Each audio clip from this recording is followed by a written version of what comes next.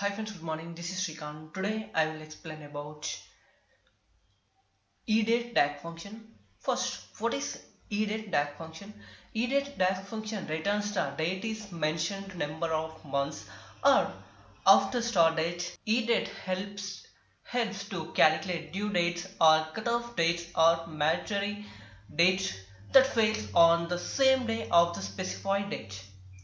Syntax: Edate start date months. Okay, let's check this function in powerbi desktop. Okay, I'm already prepared some data manually. Next, go to click on new column, type here edate. Okay, now I'm entering start date. Okay, this is my start date.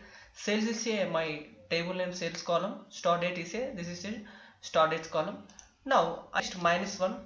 Okay, it's automatically converted to this value is -1. You can add increase month. Okay, you can add +1. It's automatically this total values add 1 month. Okay, this is edate function. Okay, you add -1. It's automatically back 1 month values. Okay, you can add just 1. It's automatically plus 1 add months data. See, this in this place have 10th month. So now I am adding 1, so it's automatically adding 1 month. Okay, this is edate function.